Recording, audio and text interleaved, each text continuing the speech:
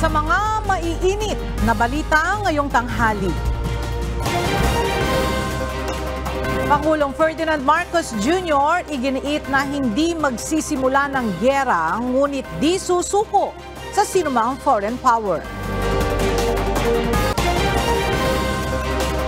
Resolusyon ng Muntinlupa Regional Trial Court sa dismissal ng natitirang drug-related case ni dating Senator Laila De Lima inaasahang ilalabas ngayong araw. Mga pulis na nagsisilbing protektor ng Pogo binalaan ni PNP Chief Romel Francisco Marbil. Higit pisong dagdag sa presyo ng langis ipatutupad bukas. At bilang ng mga nasawi sa Hajj pilgrimage sa Saudi Arabia, sumampa na sa 1,300.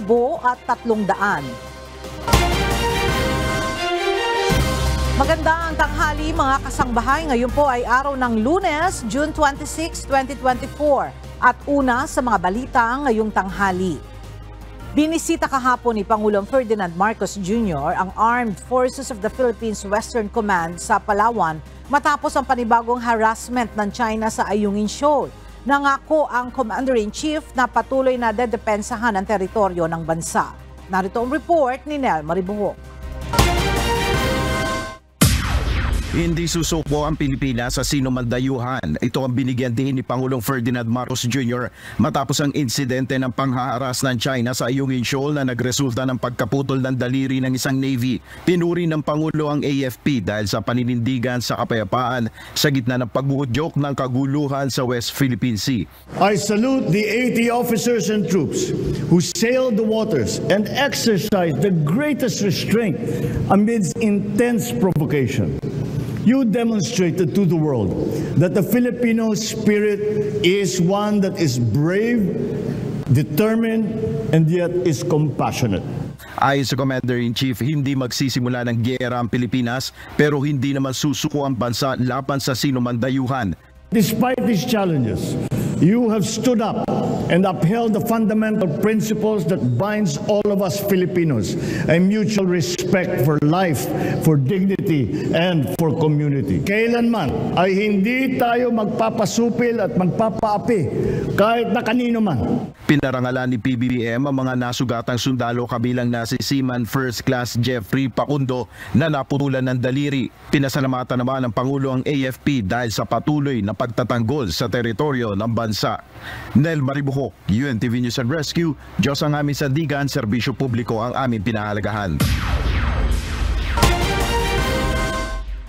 Tuloy ang mga isinagawang rotation and resupply mission ng bansa sa West Philippine Sea. Ito ay sa kabila ng walang tigil rin na panghaharas ng China sa tropa ng Pilipinas sa bahagi ng pinag-aagawang teritoryo. Narito ang report ni Asher Cadapan Jr. Nanindigan ng National Task Force on West Philippine Sea sa posisyon nito kaugnay sa karapatan ng bansa sa West Philippine Sea. Partikular na dito ang Rotation and Resupply Mission Aurora para sa BRP Sierra Madre na nakaistasyon sa Ayungin Shoal. Ayon kay Coast Guard Commodore J. Tariela, Deputy Spokesperson ng National Task Force on West Philippine Sea o NTSWPS, ang RORE ay ordinaryo at lehitimong aktibidad ng bansa sa naturang bahagi ng karagatan. Kaya hindi anya magpapahadlang ang tropa ng Pilipinas para sa misyong ito kahit may isang Pilipino na ang nasugatan sa mga panghaharang ng China. Ang ating supply operation po ay patuloy na gagawin ng Armed Forces of the Philippines at ng Philippine Coast Guard. Katuwang po ang mga ahensya ng National Task Force West Philippines. Bukod dito, sinabi ni Tariela na hinihintay pa rin nila ang desisyon ni Pangulong Ferdinand Marcos Jr. kaugnay sa planong pagsasapubliko ng schedule ng RORE ng Philippine troops sa Ayungin Shoal. Alinsunod dito sa polisiyang inirekomenda ni Executive Secretary Lucas Bersamin, Chair ng National Maritime Council. Nauna nang sinabi ni Bersamin na kaugnay ito sa dinadahilan ng China na hindi nila nalalaman ang aktibidad ng Pilipinas sa disputed waters. In the best interest of all parties, I think it was a wise decision for the President to accept our recommendation to publicize the schedule for activities without giving up anything. Wala namang masama doon eh. Asher Cadapan Jr., UNTV News and Rescue.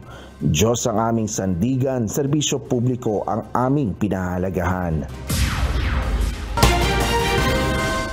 Inilunsad sa Ulsan, South Korea noong June 18 sa pangunguna ni Defense Secretary Gilberto Teodoro Jr. at iba pang senior official mula sa DND at AFP ang 2 bagong sasakyang pandagat sa ilalim ng Corvette Acquisition Program ng Philippine Navy. Isa sa 2 Corvette na isinupply ng Hyundai Heavy Industry ng South Korea ay ang BRP Miguel Malvar of FF-06 na ipinangalan sa isang revolutionary general at bayani ng bansa. Binigyan diin ng event ang commitment ng DND at AFP na itaguyod ang pakikipagtulungan sa South Korean government upang matiyak ang kapayapaan sa Indo-Pacific region. Itinampok din ito ang strategic framework ng kooperasyon at capability building sa pagitan ng 2 bansa. Tinanggal na bilang miyembro ng Nationalist People's Coalition o NPC si suspended Bamban Tarlac Mayor Alice Guo.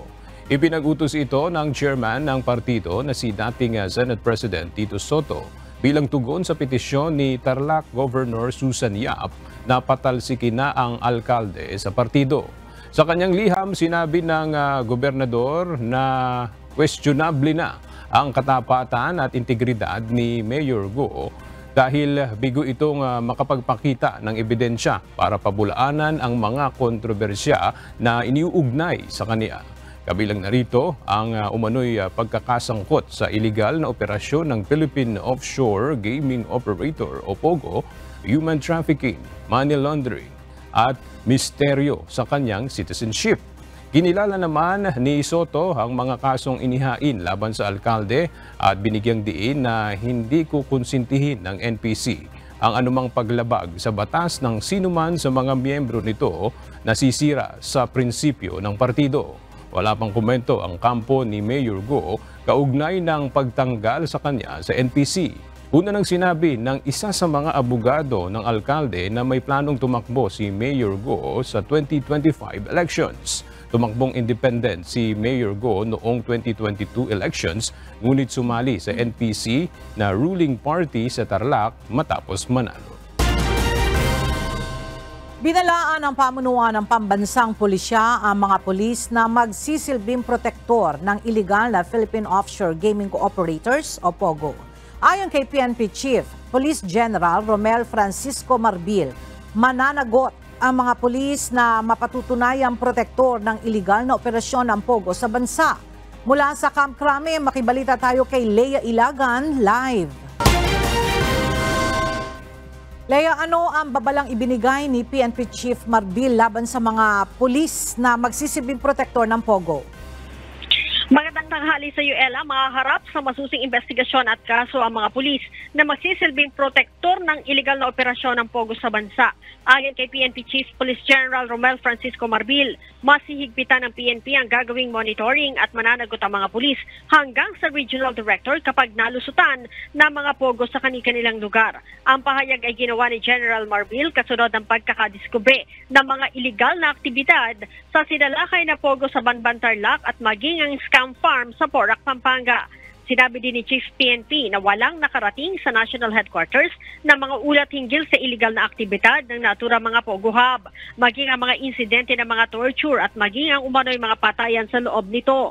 Matatanda ang inali sa pwesto ang buong personal ng Municipal Police Station ng Banban habang inalis din ang Chief of Police ng Porac, Pampanga at maging ang Provincial Director ng Pampanga dahil sa issue ng illegal na aktibidad sa naturang mga POGO hub sa kanilang lugar. Ella? Maraming salamat, Lea Ilagan. Muling ininspeksyon ng mga otoridad ang ginalugad na POGO hub sa Porac, Pampanga kasama ang isang senador. Mula sa Porac, Pampanga, may report si Harleen Delgado live. Arlene, ano yung mga nakita dyan sa loob ng POGO hub at ano yung susunod na hakbang ng PAOK? aga muling ang pinasok ng Presidential Anti-Organized Crime Commission o PAOK katuwang ang Philippine National Police ang Pogo Hub dito sa Porac, Pampanga kasama si Senator Sherwin Gatchalian. Dito ay pinakita sa mambabatas ang mga natagpuan na military uniforms. Ganoon din ang iyang gagamitan na pinaghihinala ang gamit sa pang-torture. Sinilip din ng mga gusali kung saan nakita ang ilang text busters, kung saan isinasagawa umano ang mga text scam. Pinasok din ang KTV area kung saan pinaghihinala ang isinasagawa ang sex trafficking. Ayon kay PAOK spokesperson Dr. Winston Casio, may koneksyon ang Porac Pogo Hub sa Bamban, Tarlac dahil may common personality silang nakita sa dalawa. Kaya kumbinsido rin si Senator Sherwin Gatchalian na konektado rin dito si Mayor Alice Guo at iisa lang ang mastermind sa mga sinalakay na Pogo Hub sa Bamban, sa Porac at sa Pasay City. Ayon sa PAOK, nakatakda silang maghain ng motion to break open para mabuksan ang ilan pa sa 53 volts habang mag-a-apply din ng warrant to examine computer data ang PNP Criminal Investigation and Detection Group.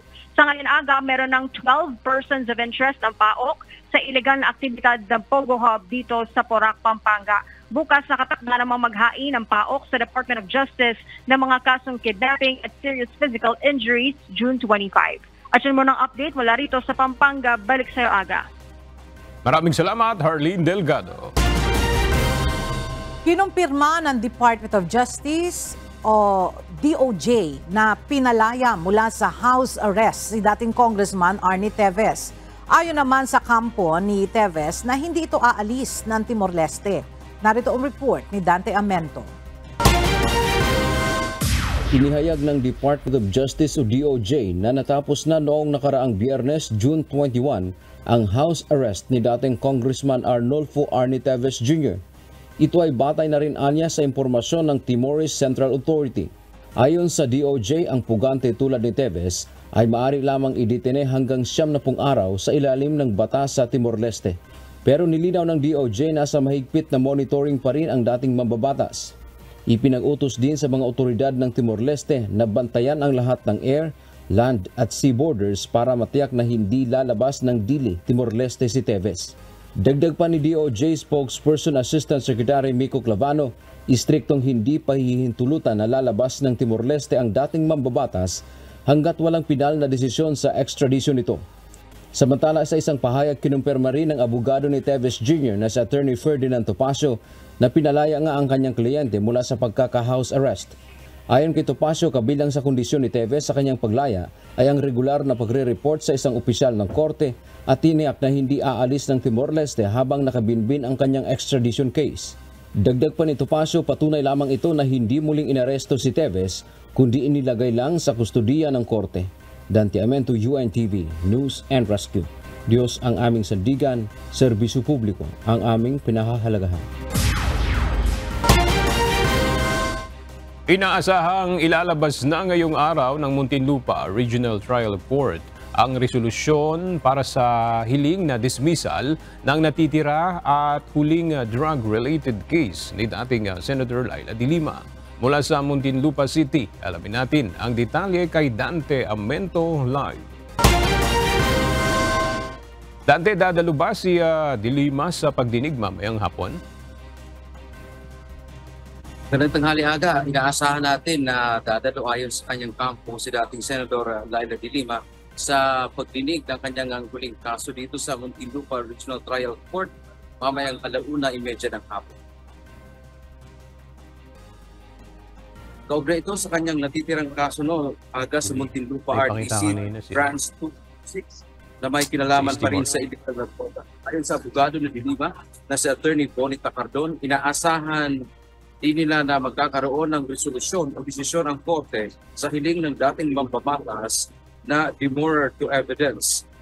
Dagdag pa ni Cardon, kapag pinagbigyan ang kanilang hiling ay madidismiss ang kaso. Ibig sabihin anya nito na bigo ang prosekusyon na patunayang nagkasala si De Lima sa beyond reasonable doubt. Mapawawalang sala din si De Lima at iba pang akusado sa kaso. Kapag hindi naman pinagbigyan anya ang kanilang hiling na demurrer to evidence, ay ipipresenta ng kanilang depensa unang mga akusado kasama na dito si De Lima at iba pang mga accused ang kanilang mga ebidensya. Matatandaan natin, Aga, na una na nga dinismiss o pinawalang sala ito nga si Dilima at iba pang mga akusado sa dalawang kaso pa niya dito sa Muntinlupa RTC. So sa ngayon, ito na lang dito sa branch 206 ang inaasahan na Dilima naman na magkakaroon na ng resolusyon at ang kanyang hiling ay siya ay mapawawalang sala. Yan ang ating update mula dito sa Muntinlupa City, Palisiyuanan.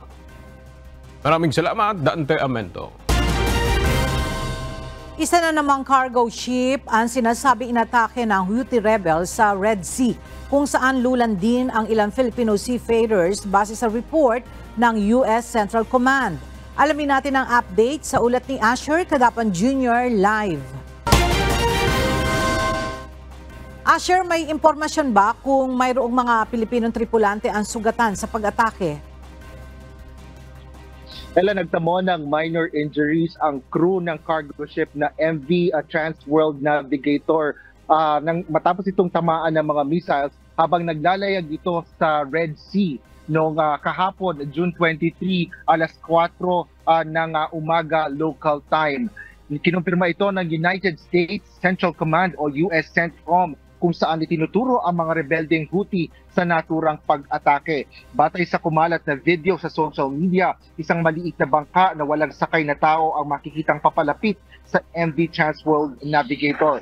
Maririnig pa ang usapan ng ilang Pilipino tripulante ilang saglit bago nagkaroon ng pagsabog sa barko. Bilis pa naman. Wala tao.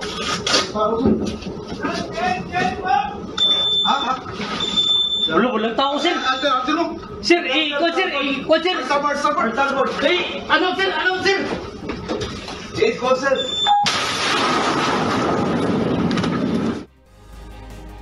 Batay pa sa update ng US CENTCOM, nagtamo ng bahagyang pinsala ang MV Transworld Navigator, ngunit nakapagpatuloy pa rin ito sa paglalayag. Galing sa Malaysia at papunta sa Egypt ang naturang cargo ship na may Liberian flag at pagmamayari ng isang Greek company. Ito na ang pang-apat na pag-atake sa MV Transworld Navigator ng Houthi rebels na sinusuportahan ng Iranian. Tiniyak naman ng US CENTCOM na patuloy silang kikilos katuwang ang mga kaalyado nito upang panagutin ang Houthi at pahinain ang military capabilities ng grupo. Kinumpirma rin ng United Kingdom Maritime Trade Operations ang naturang insidente ng pag-atake sa Red Sea. Ngunit wala pang pahayag dito ang Department of Migrant Workers at patuloy pa rin natin inaalam kaugnay na iyan dun sa kung ilan ang mga Pilipino na sakay nga nitong MV Transworld Navigator at kung ano ang magiging hakbang nila kaugnay ng naturang insidente. Yan muna ang latest. Balik sa iyo, Ella. Maraming salamat, Asher Cadapan Jr. Naaresto ng pinagsanib na pwersa ng PNP, Criminal Investigation and Detection Group at Department of Migrant Workers ang isang illegal recruiter sa NAIA Terminal 3 noong Sabado, June 22. Sinasabing illegal na nagre-recruit ang suspect ng mga Pilipinong nais na magtrabaho bilang farm workers sa Jeju Island sa South Korea. Naniningil umano ito ng halagang 120 hanggang 150,000 pesos na placement fee. Kasalukuyan nang nakadetine ang suspect sa Camp Crame at nahaharap sa kasong large-scale illegal recruitment at estafa.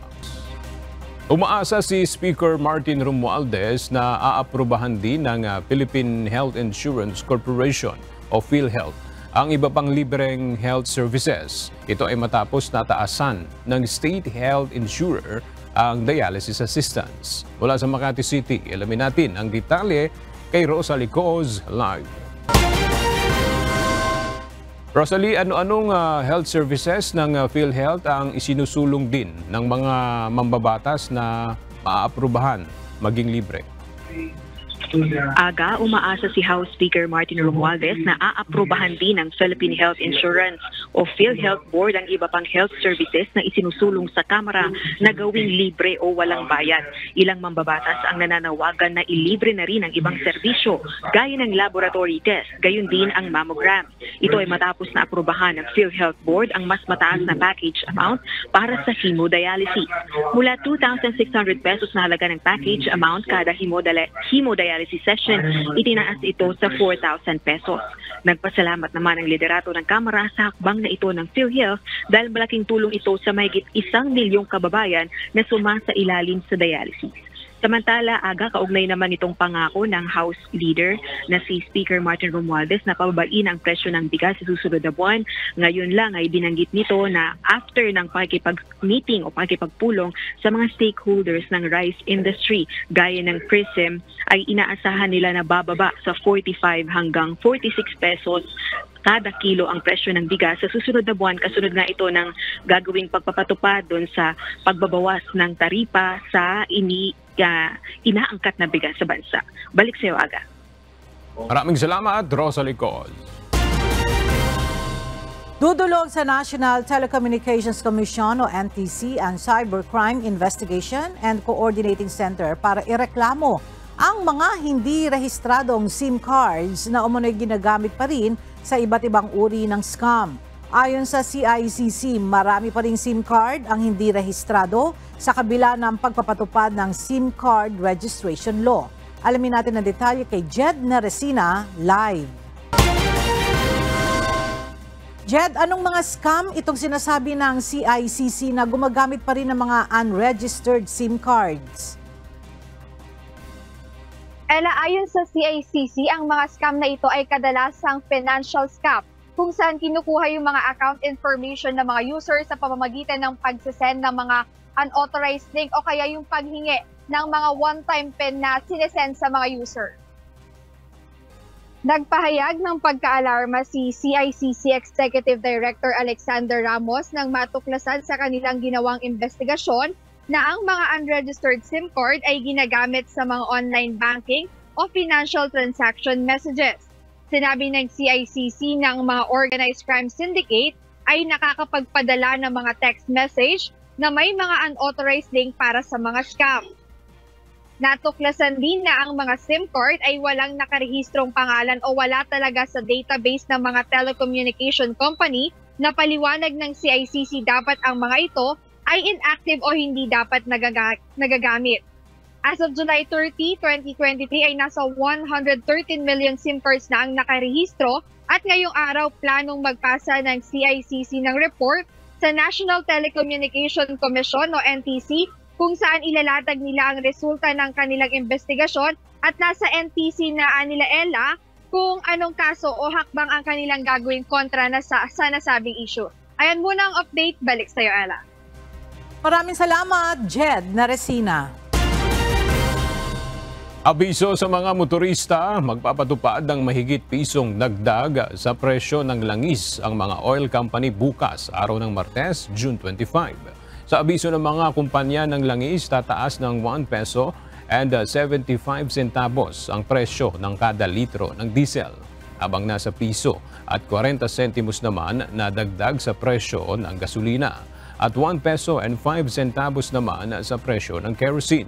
Ang panibagong oil price adjustment ay bunsod pa rin ng pabago-bagong galaw sa presyo ng langis sa international market. Napapakinabangan na ngayon ng mga siklista ang mas mahaba at mas malawak na bike lane sa Intramuros sa Maynila. Ang proyektong ito ay bahagi ng programa ng Department of Transportation o DOTR na mag-construct ng nasa 2,400 kilometers ng bike lanes hanggang 2024. Narito ang report ni JP Nunez. Ginawa ng pedestrian at bike-friendly ng Department of Transportation o DOTR ang Walled City o Intramuros. Ito'y matapos buksan noong Biyernes, June 21, ang mas mahaba at mas pinalawak na bike lane sa mga kalye nito. Halos 19 meters na bike lanes ang nadadaanan na ngayon ng mga siklista. Kung dati isa lamang ang linya ng bike lane sa kalsada, ngayon ginawa na itong 2 lanes at madadaanan na ito ng magkakasalubong. Bukod dito, nagkaroon rin ng improvement sa pedestrian walkways na mayroong PWD accessibility ramp. Mayroon na ring 4 na public transport stops. Ayon sa DOTR, nasa 1.9 million na mga siklista, mga turista, mga estudyante at iba pang stakeholders ang makikinabang dito. Inaasahan din na makaka-boost ito ng turismo dahil sa mga tour na ino-offer gamit ang bisikleta. Ang expanded bike lanes sa Intramuros ay bahagi ng proyekto ng DOTR na mag-construct ng nasa 2,400 kilometers na bike lanes hanggang sa 2028. Samantala, ang General Luna Street ay ginawa ng pedestrianized o para na lamang sa mga tao. Paliwanag ng Intramuros Administration, ito'y dahil ang General Luna ay nagkokonekta sa Fort Santiago, Manila Cathedral, Plaza Roma at San Agustin Church na designated World Heritage Site. JP Nunez, UNTV, News and Rescue. Diyos ang aming sandigan, serbisyo publiko ang aming pinahahalagahan. Pinangunahan ni Pangulong Ferdinand Marcos Jr. ang inaugurasyon ng Phase 1C ng Pasig River Rehabilitation Project kagabi. Ayon sa Pangulo, ang inaugurasyon ng proyekto ay indikasyon ng intensyon ng administrasyon na tuparin ang pangako sa pagbuhay sa Pasig River. Inaasahan ang proyekto ay magbubunga ng economic activity at magpapalakas ng turismo sa lugar. Phase 1C focuses on functional development that includes pedestrian-friendly infrastructure, commercial zones, and green spaces. It features leasable stalls that will house several food and retail stores, as well as walkways, bike lanes, and a boardwalk that will add vibrance and drive tourism.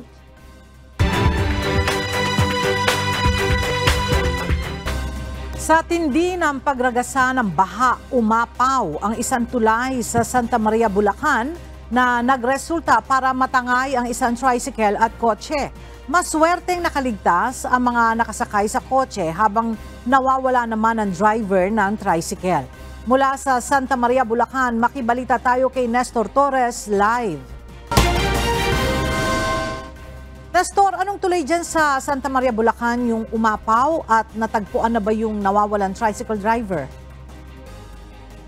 Ella, dito sa lugar ng Makaiban Bridge dito sa bayan ng Santa Maria, Bulacan, hanggang bewang yung tubig dito sa lugar na ito. At hindi pa nga natatagpuan itong tricycle driver na tinangay ng malakas na agos kagabi. Patuloy sinasagawang search and rescue ng Santa Maria Disaster Risk Reduction and Management Office sa nawawalang tricycle driver na tinangay ng malakas na agos ng tubig sa Makaiban Bridge sa San Jose, Patag, Santa Maria, Bulacan kahapon. Kinilala ang tricycle driver na si Rodolfo Mercado, 57 years old, residente ng barangay San Agustin, Navaliches, Quezon City. Ayon kay Jay Halili, head ng Santa Maria MDRRMO, pasado alas 7 ng gabi nang magkaroon ng malakas na pag-ulan kung saan umapaw ang tubig sa tulay. Sakto naman, habang paparating ang tricycle driver ay tinangay ang tricycle nito kasama ang 2 sakay nitong pasahero. Maswerte naman na nakaligtas ang pasahero nito matapos na makakapit sa water lily at makaahon sa ilog sa barangay Bagbagin sa Santa Maria. Na pag-alaman namin nung lumapit na sa amin yung family nung driver, ng tricycle driver, ay hindi pa ito nakakauwi. So nagsagawa na kami kagad ng agarang aksyon at nagpababa na kami ng search and rescue para at least ma-retrieve namin kung saan man yung body or kung makita pa namin siyang buhay, much better sana. Samantala, bukod sa tricycle, may isang kotse din ang tinangay sa Makaiban Bridge pero nakaligtas naman ang 6 na sakay ng kotse bago pa ito mahulog sa tulay. Sa ngayon, gamit ang rubber boat, bukod sa tricycle driver na nawawala, hinahanap din nila ang tricycle nito at kotse na tinangay ng malakas na agos na posibleng natabunan ng tubig sa ilog. Ela, sa ngayon nga ay dito sa lugar ng Makaiban Bridge, marami din mga nagkalat na mga poste at mga kahoy dito sa ilog, at ngayon nga ito ay pinag-aalis na rin para at least mawala na rin yung mga nakaharang, at sana nga ay makita na itong nawawalang tricycle driver na tinangayin nga ng malakas na agos ng tubig. At yan muna ating latest live mula dito sa Bulacan. Balik sa iyo, Ella. Nestor, yung pinangyarihan ng aksidente, medyo nag-subside na ba yung tubig doon? Ito yung sa likod ko, nag-subside na ito. Dito sa lugar na ito, ito yung mataas yung tubig kahapon, hanggang bewang yung tubig dito sa bridge na ito. At ngayon, nag-subside na nga ito, at makakadaan na yung mga sasakyan. Pero itong mismong ilog ay tuloy-tuloy pa rin nga yung pag-agos ng tubig, pero bumabaw na simula nga nitong naranasang pagbaha dito sa lugar kagabi. Ella. Alright. Maraming salamat, Nestor Torres.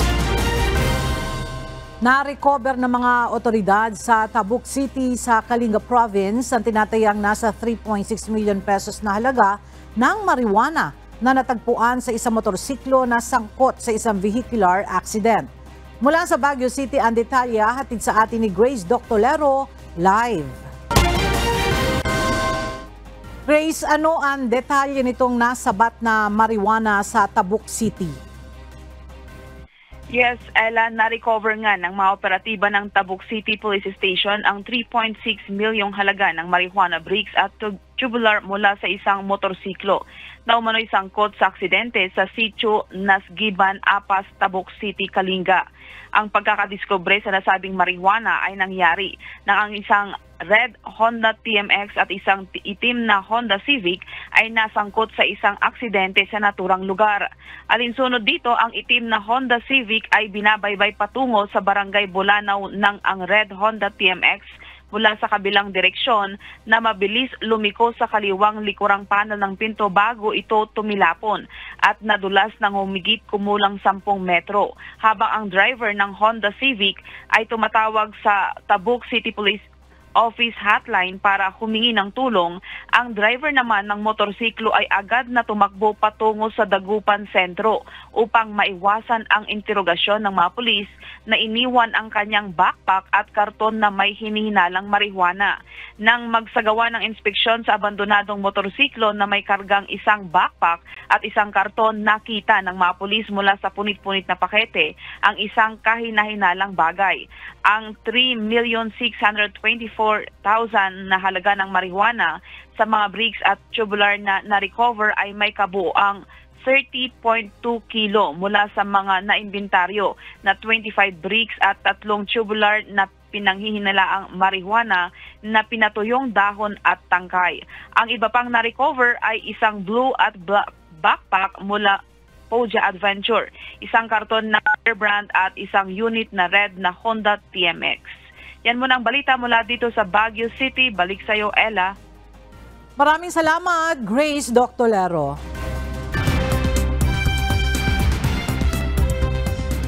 Sumampa na sa 1,300 ang bilang ng mga namatay sa isinasagawang Hajj pilgrims ngayong taon ayon sa Health Ministry ng Saudi Arabia.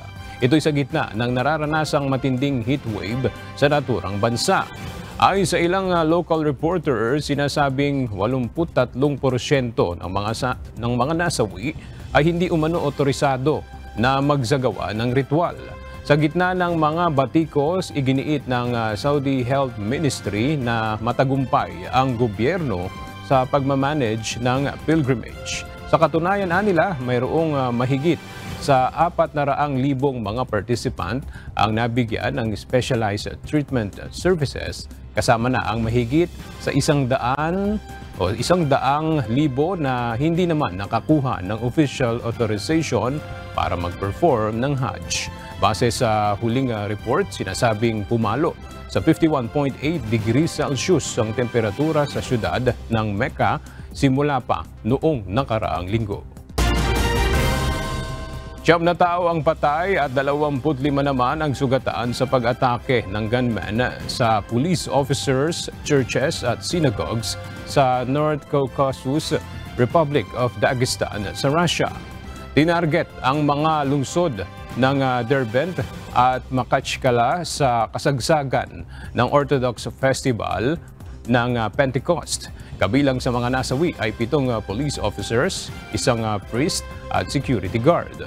6 naman sa mga attacker ang nasawi at patuloy sa pagtugis sa iba pa ang mga pulis. Hindi pa natutukoy ang mga nasa likod ng pag-atake, subalit sa mga nakalipas na panahon naging target ng Islamist attacks ang Dagestan. Kauna-unahang pasyente sa mundo ang isang batang lalaki sa United Kingdom na sumalang sa trial para sa isang bagong device na tugma sa skull upang makontrol ang seizures. Mayroong matinding epilepsy ang bata. 80% ang nabawas sa daytime seizures ni Oran Nolson dahil sa neurostimulator na nagdadala ng electrical signals sa kaniyang utak. Ayon sa ina nito, mas mainam na ngayon ang kalidad ng buhay ni Oran na naoperahan noong Oktubre bilang bahagi ng cadet project sa Great Ormond Street Hospital sa London.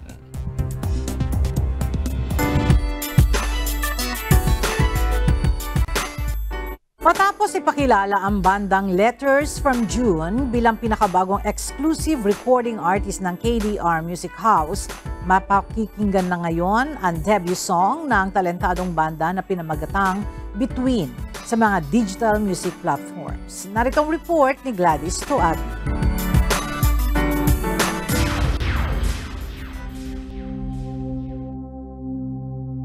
Unang araw pa lang nang masulipan. Tila wala na ngang makakapigil sa pagsungkit ng Between ng bandang Letters from June. Mula nang ipakilala sila bilang pinakabagong exclusive recording artist ng KDR Music House, tuloy-tuloy na ang kanilang pagpasok sa music scene. Ang kanilang debut song at orihinal na likha na pinamagatang Between ay available at mapakikinggan na sa lahat ng digital music platforms gaya ng Spotify, Apple Music, YouTube at iba pa. Love and Longing, dito umiikot ang kanilang orihinal na awitin. Nang ating makapanayam ang 6-member pop rock band, ikinuwento nila kung paano nagkakilala at nabuo ang kanilang grupo sa isang school theater group. From dorm room sessions hanggang sa makabuo na ng mga awiting hangos sa kanilang personal experiences. Bukod sa matagumpay na song release, isang magandang oportunidad pa ang kumatok sa kanilang pintuan. Dahil ang kanilang awit na Between ay napili bilang official theme song ng 13th edition ng Wish Date na Send My Love na mapapanood ngayong June 30 sa Smart Araneta Coliseum. Subaybayan ang mga susunod at bagong komposisyon ng Letters from June sa pamamagitan ng KDR Music House. Gladys Tuabi, UNTV News and Rescue. Diyos ang aming sandigan, serbisyo publiko ang aming pinahahalagahan.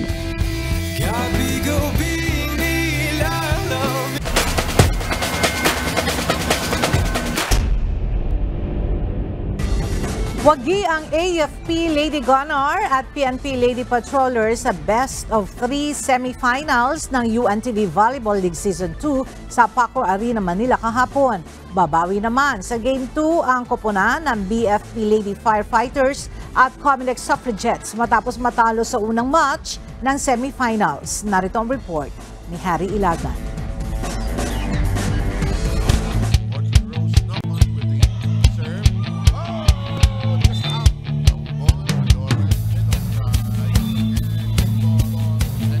Pagsisimula ng semifinals ng UNTV Volleyball League kahapon. Nakuha ng AP Lady Gunner ang unang panalo sa Best of 3 series laban sa Comelec Suffragettes sa 3-1. Sa first game, nagpaulan agad ang Comelec ng sunod-sunod na atake at net defense sa tulong nila Jen Rowley at Abil. Nakadigit naman ang AFP sa tulong nila Yongko, Madulid at Hake. Ngunit nakuha pa din ng Comelec ang set 1 sa score na 23-25. Sa second hanggang fourth set, nag-struggle na sa receive at defense ang Comelec Suffragettes sa mga explosive attack at service aces ni Mabayad at Pantino. Gayon din sa mga middle at cross-court attack ni Yongko, Betinho at Madulid. Kaya nakuha ng Lady Gunner ang tatlong huling set sa scores na 25-13, 25-22 at 25-20. Nakapagtala ang AFP ng 64 attacks, 3 blocks at 7 aces. Ang Comelec naman ay may 33 attacks, 4 blocks at 8 aces. Best player of the game, si Lilet Mabayad ng AFP Lady Gunner na nakapag-ambag ng 12 attacks, 2 blocks at 1 service ace. Yung first set kasi, sa tingin ko nag-relax. Kaya naman din talaga nila, kaya lang nung humabol, kinapos lang. So, siyempre, yung first set, kalimutan na nila yun. So, kailangan nilang bumawi yung the rest of the sets para manalo. Siyempre, yung determination din nila doon. Gusto nilang manalo. Pero siyempre, yung AFP, ano naman yan sinabi mong AFP, yung tao niyan, maayos. So, lagi nagtitraining, lagi pinagandaan. So, kami, pinagandaan naman namin. Medyo pinahirapan din naman namin sila. Di rin namin basta-basta binigay itong semifinals.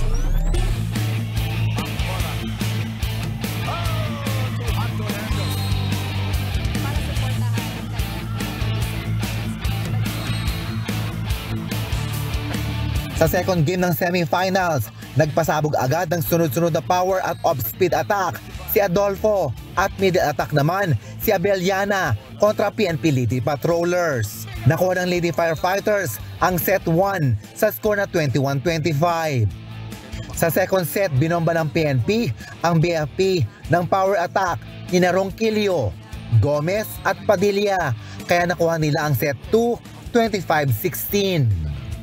Sa third set, nagpakawala ng quick attack at power tips si Mamangon, Adolfo at Diaz, kaya nakuha nila ang third set, 18-25.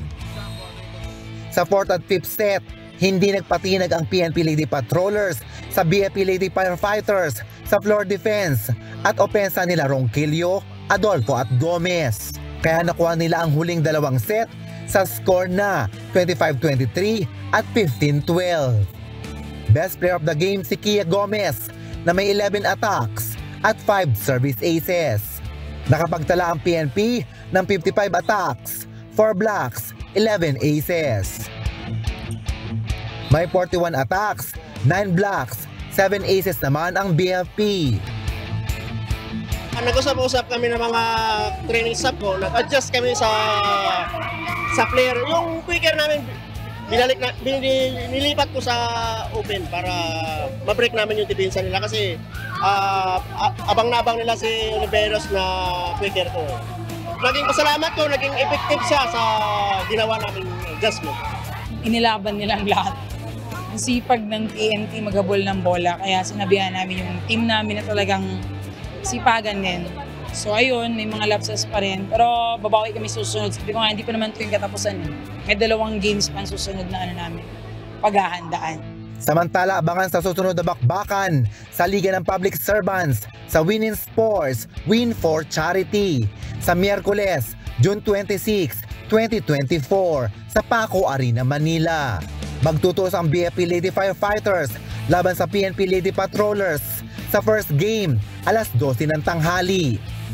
Susundan naman ito ng pagharap ng Comelec Suffragettes kontra AFP Lady Gunner alas 2 ng hapon. Live itong mapapanood sa YouTube account ng UNTV News and Rescue at UNTV Sports.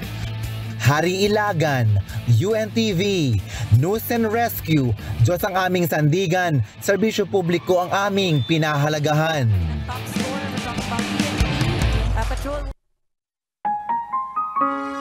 At sa ating pong iiwang mga salita ng Diyos na ating sandigan mula sa Aklat ng Awit, Kapitulo 36, versikulo 3 na nagsasabi, ang mga salita ng kanyang bibig ay kasamaan at karayaan.